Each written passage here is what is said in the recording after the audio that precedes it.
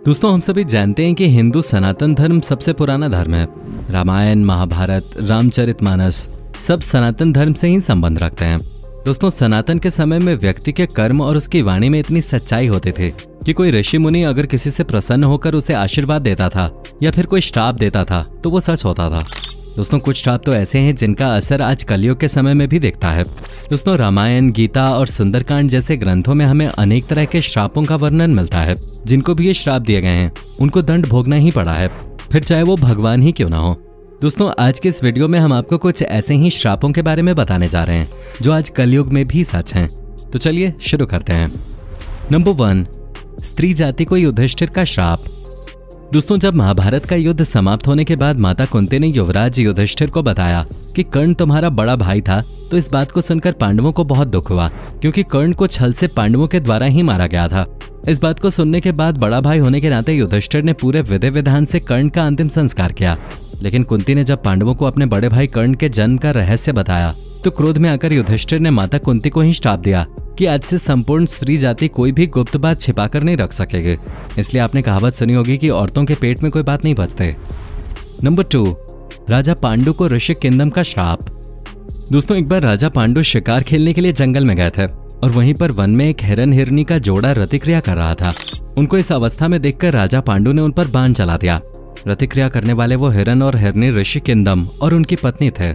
जैसे ही राजा पांडु का बाण हिरन को लगा, वो अपनी असली अवस्था में आ गए और बाण लगने पर ऋषि किंदम ने राजा पांडु को श्राप दिया कि हे पापी, जब भी तुम किसी स्त्री से मिलन करोगे उसी समय तुम्हारी मृत्यु हो जाएगी। और जब राजा पांडु अपनी पत्नी माद्री के साथ मिलन रतिक्रिया कर रहे थे उसी समय उनकी मृत्यु हो गई थी। नंबर 3, श्रवण कुमार के माता पिता द्वारा राजा दशरथ को दिया गया श्राप। दोस्तों, एक बार की बात है जब श्रवण कुमार अपने माता पिता को तीर्थ यात्रा के लिए ले जा रहे थे। तभी उस दौरान श्रवण कुमार के पिता को प्यास लगती है, तो श्रवण कुमार अपने माता पिता को एक पेड़ के किनारे बिठाकर पानी की तलाश में जाते हैं। तभी उस दौरान राजा दशरथ जंगल में शिकार के लिए निकलते हैं। जब श्रवण कुमार नदी से पानी भर रहे होते हैं तो वहीं पर पास से गुजर रहे राजा दशरथ श्रवण कुमार को जानवर समझकर उन पर तीर छोड़ देते हैं। उन्हें लगा कि कोई जानवर नदी में पानी पी रहा है। तीर जैसे ही श्रवण कुमार के शरीर पर लगता है तो दर्द की वजह से श्रवण कुमार तेजी से चिल्लाने लगते हैं और कुछ ही क्षण में श्रवण कुमार की मृत्यु हो जाती है।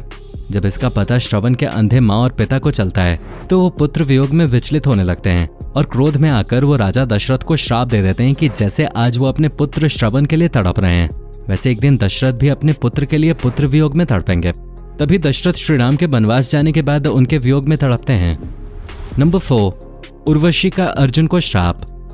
दोस्तों, महाभारत के युद्ध से पहले जब अर्जुन दिव्यास्त्र प्राप्त करने स्वर्ग गए थे तो वहां उर्वशी नाम की अप्सरा उन पर मोहित हो गई थी। उर्वशी को अर्जुन का सौंदर्य भा गया और उर्वशी ने अर्जुन से विवाह की बात कही। ये सब बातें सुनकर अर्जुन ने उर्वशी से कहा कि आप तो मेरी माँ के समान हैं, भला मैं ये कैसे कर सकता हूँ। इस बात को सुनकर उर्वशी को क्रोध आ गया और उर्वशी ने अर्जुन को श्राप दे दिया कि तुम नपुंसकों की तरह बात कर रहे हो, इसलिए तुम नपुंसक हो जाओगे। तुम्हें स्त्रियों में नर्तक बनकर रहना पड़ेगा। नंबर 5, भगवान विष्णु को तुलसी का श्राप। दोस्तों, आपको शायद पता ही होगा कि माँ तुलसी शंखचूड़ नाम की एक राक्षस की पत्नी थी। तुलसी पति धर्म को मानने वाली पतिव्रता नारी थी। तुलसी के सतीत्व के कारण देवता भी शंखचूड़ का वध करने में निर्बल थे। भगवान विष्णु ने देवताओं के उद्धार के लिए एक बार शंखचूड़ का रूप धारण किया और भगवान विष्णु ने तुलसी के सतीत्व को भंग कर दिया। सतीत्व का बल कम हो जाने पर भगवान शंकर ने शंखचूड़ का वध कर दिया।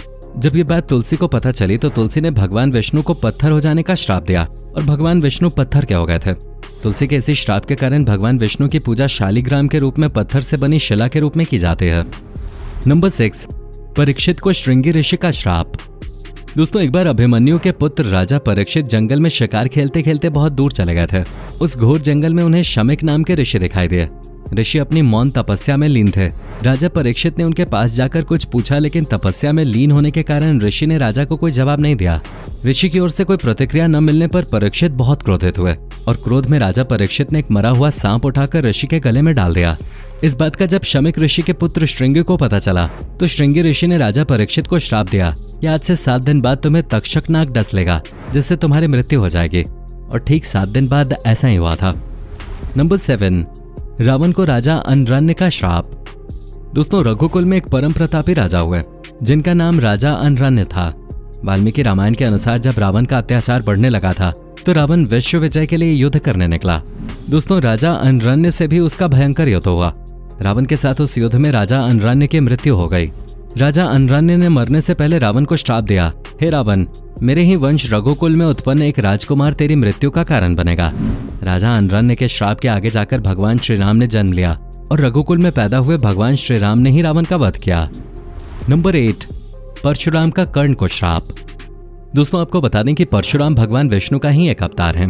कुंती और सूर्य से उत्पन्न कर्ण परशुराम का ही शिष्य था। कुंती पुत्र कर्ण ने अपने गुरु परशुराम को अपना परिचय एक सूत पुत्र के रूप में बताया था। एक बार गुरुकुल में जब परशुराम कर्ण की गोद में सिर रखकर निद्रा में थे, तो उसी समय परशुराम जी की उस निद्रा की अवस्था में कर्ण को एक भयंकर कीड़े ने काट लिया। अपने गुरु की नींद में कोई बाधा न आए, इसलिए कर्ण उस कीड़े द्वारा काटे गए घाव के भयंकर दर्द को सहते रहे। लेकिन कर्ण ने अपने गुरु परशुराम को नींद से नहीं जगाया। जब परशुराम जी नींद से उठे तो उन्होंने देखा कि कर्ण के शरीर से रक्त बह रहा है। उसी समय वो समझ गए कि कर्ण सूत पुत्र नहीं बल्कि क्षत्रिय वंश का है, क्योंकि इतना भयंकर दर्द तो कोई क्षत्रिय वंश में पैदा हुआ ही सहन कर सकता है।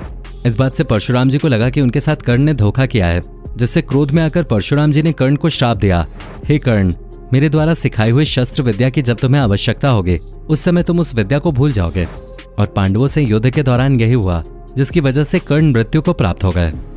नंबर 9, श्री कृष्ण का अश्वत्थामा को श्राप।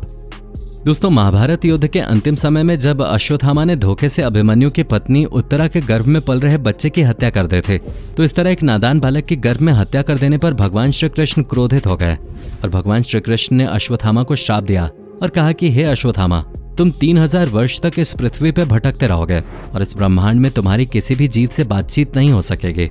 साथ ही तुम्हारे शरीर से रक्त और पीव यानी कि मवाद की बदबू आती रहेगी, इसलिए तुम किसी भी जीव या प्राणी के बीच नहीं रह सकोगे। तुम दुर्गम वन में अकेले ही पड़े रहोगे। नंबर 10, नारद ने दिया भगवान विष्णु को श्राप। दोस्तों, एक बार देवऋषि नारद मुनि एक सुंदर कन्या पर मोहित हो गए थे। नारद मुनि उस कन्या के स्वयंवर में भगवान विष्णु का रूप बनाकर पहुंच गए और जब भगवान विष्णु को यह पता चला तो उन्होंने अपनी माया से नारद जी का मुंह वानर के समान कर दिया। और उसके बाद जब स्वयं भगवान विष्णु जी स्वयंवर में पहुंचे तो उन्हें देखकर उस सुंदर कन्या ने भगवान विष्णु को अपना पति स्वीकार कर लिया। ये देखकर नारद मुनि भगवान विष्णु पर बहुत क्रोधित हुए और नारद मुनि ने भगवान विष्णु को श्राप दिया कि जिस प्रकार तुमने मुझे स्त्री के लिए व्याकुल किया है, उसी प्रकार तुम्हें भी स्त्री के वियोग का दुख भोगना पड़ेगा। नारद मुनि के श्राप को भगवान विष्णु ने राम अवतार में पूरा किया और राम अवतार में वो अपनी पत्नी सीता के लिए पूरी उम्र भटकते रहे। और जब माता सीता उन्हें मिल गईं तो धरती ने माता सीता को अपनी कोख में समा लिया था। तो दोस्तों, ये है रामायण, गीता और सुंदरकांड जैसे ग्रंथों में वर्णित वो श्राप जो प्राचीन समय में सच में घटित हुए हैं, जिनके प्रमाण हमें आज भी लोगों के मुंह से सुनने को मिलते हैं। तो दोस्तों, आज के लिए सिर्फ इतना ही।